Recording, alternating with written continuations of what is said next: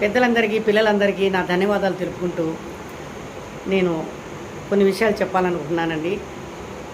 ఇప్పుడు మన ప్రపంచంలో చాలా నేరాలు ఘోరాలు జరుగుతూ ఉన్నాయి. దాని గురించి ప్రతి ఒక్కరు కూడా చాలా బాధలు పడుతున్నారు, చిన్నపిల్లల దగ్గర నుంచి పెద్దవాళ్ళ దాకా. కాకపోతే ఏంటంటే తల్లిదండ్రులు కూడా ఒక విషయం ఆలోచించాలి.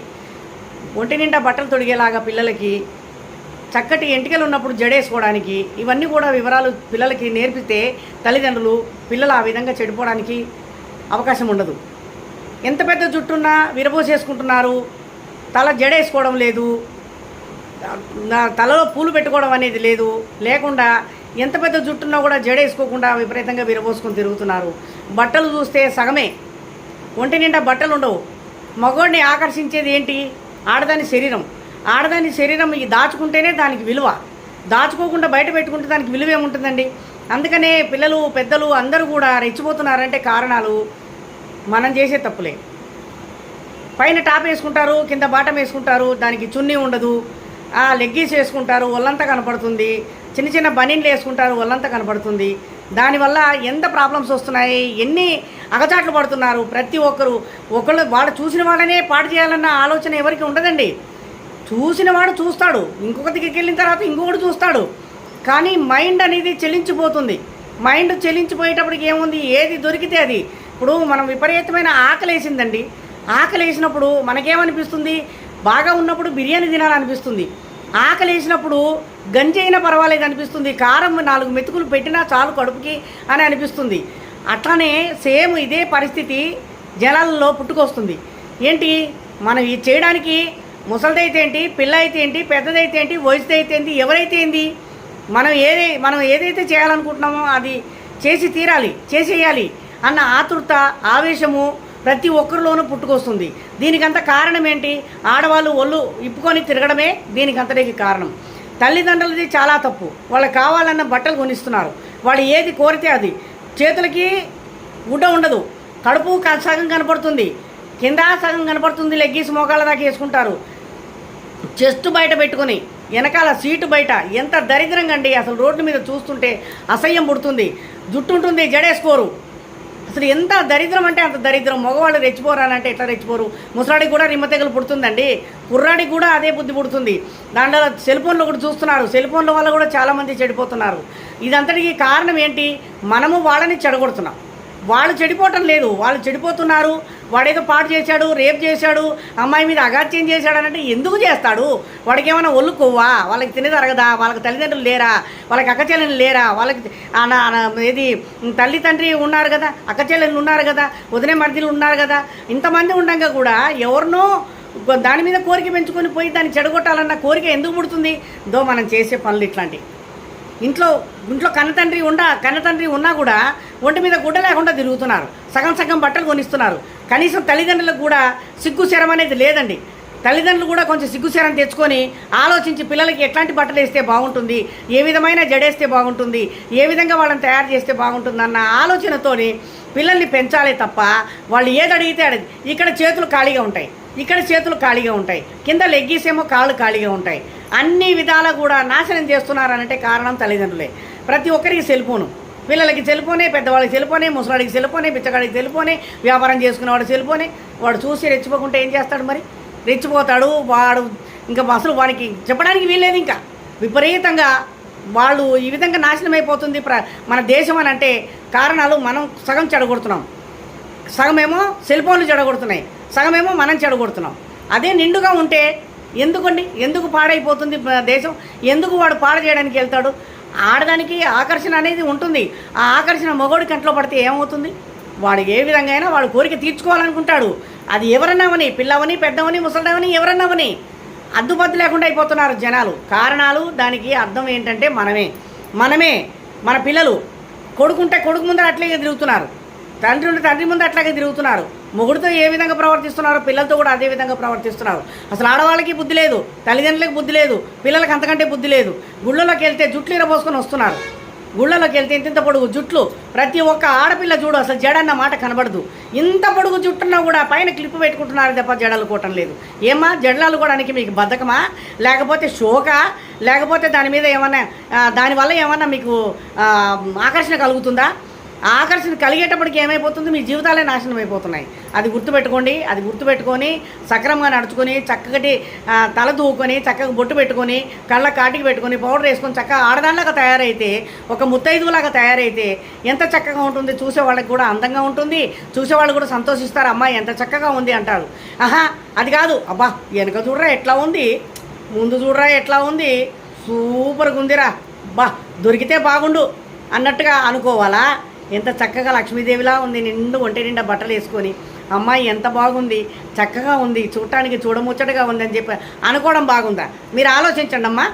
ఆలోచించి కొంచెము బుద్ధి జ్ఞానము సిగ్గు శరము సీము రక్తం ఉన్నవాళ్ళు కొంచెం బుద్ధి తెచ్చుకొని బ్రతకండి. అనవసరంగా వాళ్ళ వీళ్ళ రేపులకి వాళ్ళ వీళ్ళ అగత్యాయులకి పాల్పడకుండా మీరు మీ ఒళ్ళు మీరు కాపాడుకుంటే చాలా బాగుంటుందని చెప్పని కోరుకొని, నేను చెడ్డగా చెప్తున్నానా మంచిగా చెప్తున్నానా అనేది మీ ఉద్దేశము. మీరు ఏ విధంగా ఊహించుకున్నా నాకేం అభ్యంతరం లేదు. ఒక తల్లిగా నేను అందరికీ చెప్తున్నాను, ఒక అక్కగా మగపిల్లలకు కూడా చెప్తున్నాను, ఒక తల్లిగా చెప్తున్నాను, ఒక అక్కగా చెప్తున్నాను. మీరు ఏమన్నా అనుకోండి, మంచిగా ఉండాలనే నేను కోరుకుంటున్నాను, మంచిగా బ్రతకాలనే కోరుకుంటున్నాను, మంచి నడవడిక నేర్చుకోవాలని కోరుకుంటున్నాను. ఈ విధంగా చెప్తున్నాను. తప్పులు ఏమన్నా ఉంటే మీరు ఆలోచించుకోండి. దాని విధంగా మీ అందరి విషయంగా నేను ఏమన్నా తప్పు చెప్పుంటే క్షమించండి. ఎందుకంటే నేను చెప్పిన దాంట్లో మీకు తప్పు అనిపిస్తే, తప్పు అనిపించలేదు మంచిగా అనిపించింది అనుకోండి, సంతోషంగా మీరు ఆ విధంగా నడుచుకుంటే చాలా బాగుంటుంది. ఎందుకంటే సినిమాల్లో చూసేవన్నీ కూడా అవి నిజాలు కావమ్మా, అవి తెర మీద బొమ్మలు. వాళ్ళు తెర వెనకాలే ఉంటారు కానీ తెర ముందుకు రారు వాళ్ళు. ఇప్పుడు వాళ్ళు హీరోయిన్ని ఓపెనింగ్కి పిలిచారు, ఎంత చక్కగా చీర కట్టుకొని వస్తుంది. లీల కానీ లేకపోతే ఇంకెవరు ఆర్టిస్టులు బోల్డ్ మంది ఉన్నారు కదా, వాళ్ళందరికీ చీరలు కట్టుకునే వస్తారు ఓపెనింగ్కి. సగం డ్రెస్సులు వేసుకొని రారమ్మా, బోల్డ్ మంది కూడా ఓపెనింగ్లకు వస్తున్నారు కదా. మీరు ఆలోచించండి కొంచెమన్నా. ఇప్పుడు అలా ఓపెనింగ్కి వచ్చే అమ్మాయి సగం బట్టలు వేసుకొని రావచ్చు కదా. శ్రీవల్లి ఉంది, ఎంతమంది అసలు ఎంత చక్కగా నీ చీర కట్టుకొని ముద్దుగా తయారయ్యి ఎంత ముద్దుగా తయారయ్యి వస్తున్నారు వాళ్ళు. మీరు ఆలోచించండి. మీలాంటి మీరు వేసుకునే బట్టలు లాంటివి వేసుకుంటున్నారా వాళ్ళు? లేదు. ఎందుకంటే నిండుగా వాళ్ళు తెరెనకాల 100 వేషాలు పడతారు, మనం తెరెనకాల లేవమ్మా, తెర ముందున్నాం మనం. వాళ్ళు తెరెనకాల ఉండేవాళ్ళు, వాళ్ళు పబ్లిక్లోకి రారు, మనం పబ్లిక్లోకి వెళ్తున్నాం. ఎందుకంటే మనము కట్టుకునే బట్టలు కట్టుబొట్టు అంతా కూడా మనం పబ్లిక్లో పెడుతున్నాం, వాళ్ళు తెరెనకాల పెడుతున్నారు. తెరెనకాల ఉండేదానికి పబ్లిక్లో ఉండేదానికి చాలా తేడా ఉంది. కాబట్టి దీన్ని బట్టి ఆలోచించి కొంచెం మంచి నడవడిక నడుచుకుంటే చాలా బాగుంటుందని ఈ తల్లిదండ్రులు కూడా సిగ్గు శరం లేకుండా కూడా వాళ్ళకి పిల్లలు అడిగినప్పుడల్లా బట్టలు కొనిస్తున్నారు, అడ్డమైన బట్టలు. అట్లా కాకుండా నిండుదనంగా ఉండేటట్టు ఆడపిల్ల ఏ విధంగా ఉండాలి అన్న ఒక సాంప్రదాయబద్ధంగా ఉండాలి అన్న ఆలోచనతో పిల్లలకు బట్టలు ఇప్పించండి. అంతేగాని అంతకు మించి మాత్రం పిల్లల్ని చెడగొట్టకండి. పిల్లలారా మీరు కూడా చెడిపోకండి. ఎందుకంటే మీ జీవితాలు నాశనం అయిపోతున్నాయి.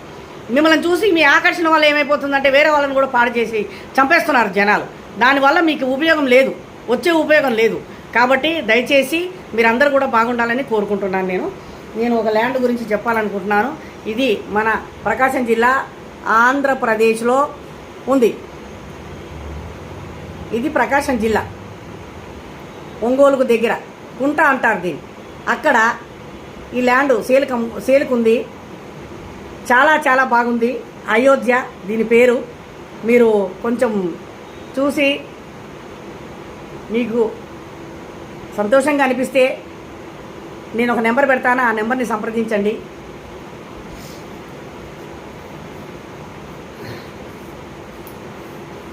ఇదిగోండి నెంబరు, ఈ నెంబరు సంప్రదించండి.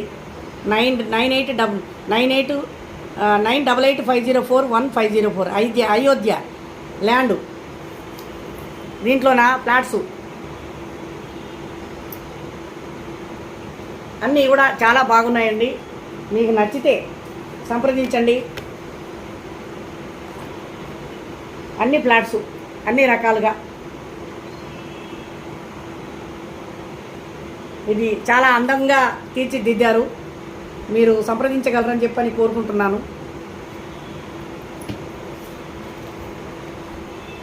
చూడండి అయోధ్య.